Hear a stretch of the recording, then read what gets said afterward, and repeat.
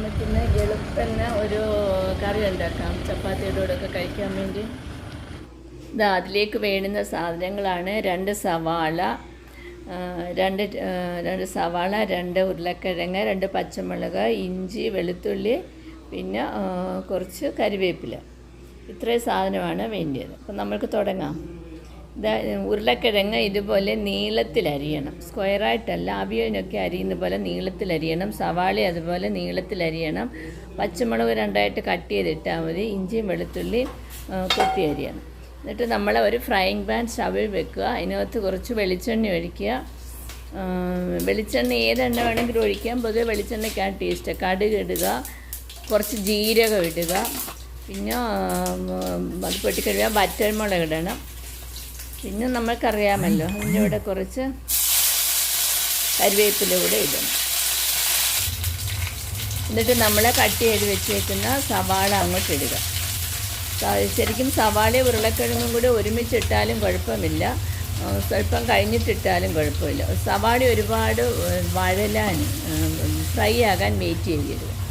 സവാള പച്ചമുളക് ഇട്ട് കഴിഞ്ഞ് ഉടനെ നമ്മുടെ ഉരുളക്കിഴങ്ങ് ഇട്ടു. അതിൻ്റെ കൂടെ തന്നെ ഇഞ്ചിയും വെളുത്തുള്ളിയും പച്ചമുളകും കരിവേപ്പില എല്ലാം ഇട്ടു. ഇതെല്ലാം കൂടെ കിടന്നിട്ട് കുറച്ച് നേരം ഒന്ന് വഴരണം. എല്ലാം കൂടെ കിടന്നാണ് ഒരുമിച്ചാണ് നല്ലപോലെ ഒന്ന് വഴന്ന് വരേണ്ടത്. ഇപ്പം നല്ലപോലെ ഏകദേശം ഒന്ന് വഴന്ന് വന്നിട്ടുണ്ട്. ആ സമയത്താണ് നമുക്ക് മസാലകളൊക്കെ ചേർക്കേണ്ടത്.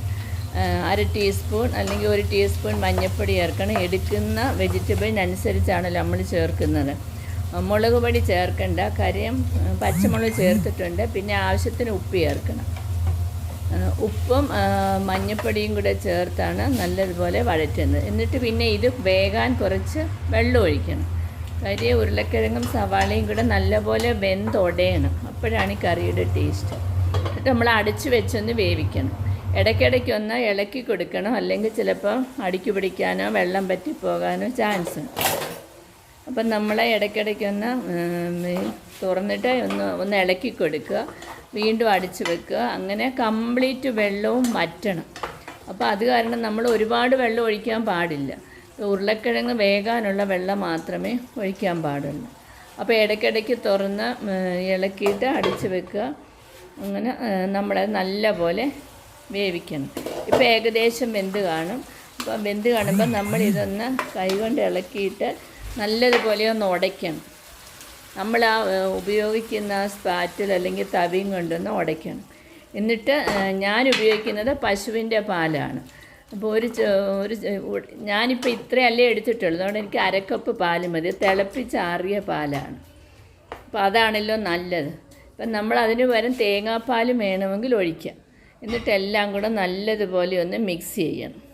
പാലും ഈ ഉരുളക്കിഴങ്ങും സവാളയും എല്ലാം കൂടെ നല്ലതുപോലെ ഒന്ന് മിക്സ് ചെയ്തെടുക്കണം. ചപ്പാത്തിക്കും പൂരിക്കും ഒക്കെ വളരെ നല്ല കറിയാണ്. എല്ലാവരും ട്രൈ ചെയ്ത് നോക്കണം.